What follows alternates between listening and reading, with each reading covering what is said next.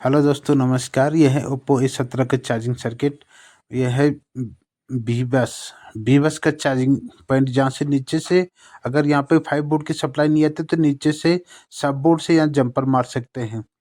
ये 5 वोल्ट की सप्लाई आ जाती है, इसकी पूरी सप्लाई है।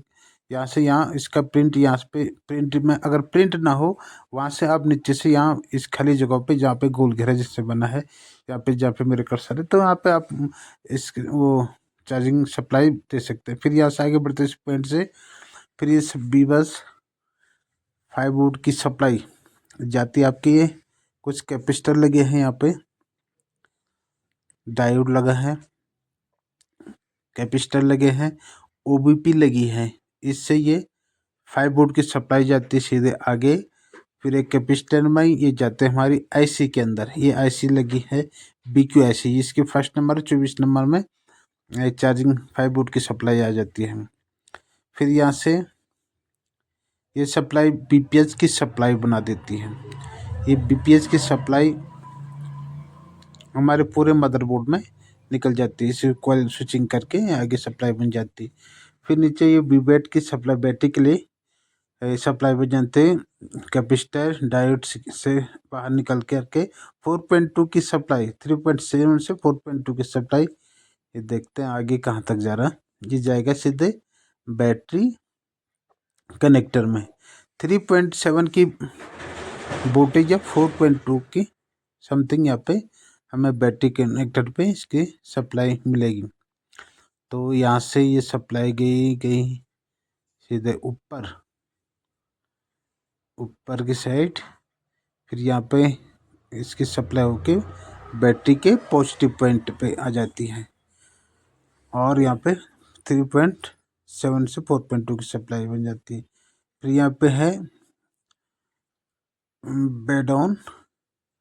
बेट आईडी थर्मल हम जिसको बोलते हैं।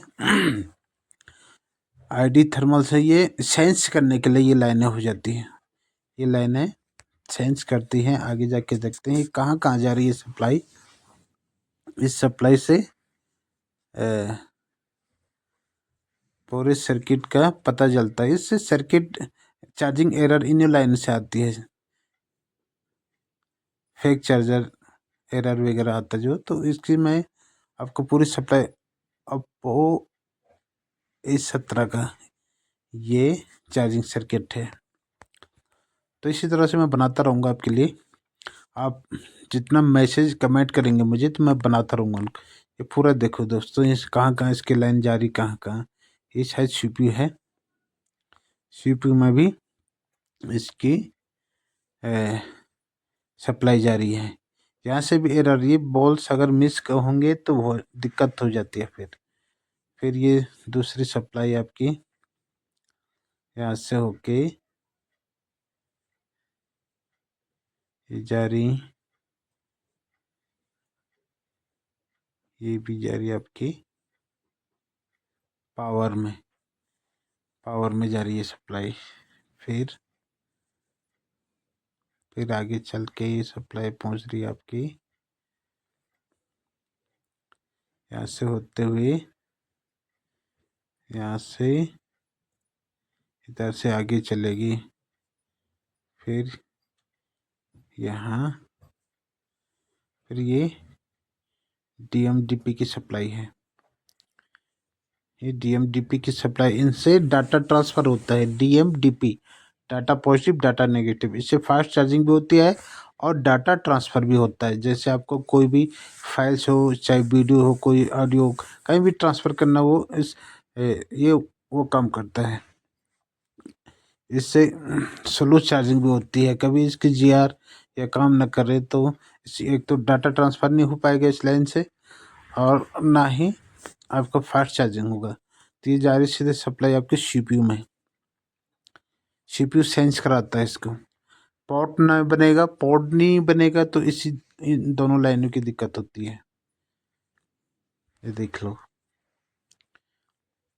इसी तरह से मैं आपको बनाता रहूँगा और पूरा सिस्टम बताता रहूँगा दोस्तों। ये पूरे ओप्पो A17 के है चार्जिंग सेक्शन। आपको लाइट सेक्शन के बारे में जानना हो, या ऑडियो या नेटवर्क पूरे सेक्शन में आपको देता रहूँगा, पर इसको लाइक और शेयर ज़रूर करना है। ये पूरे चार्जिंग सर्किट आप देख लो कहाँ-कहाँ इसकी सप्लाई जा रही है और ये क्या-क्या काम करते हैं, इनसे क्या-क्या फॉल्ट बनते हैं। ये आपके पावर में भी आ रही है सेंस करने के लिए डीएमडीपी की लाइन, इस जिससे डाटा ट्रांसफ़र होता है। अब देखते हैं आगे। Thank you very much.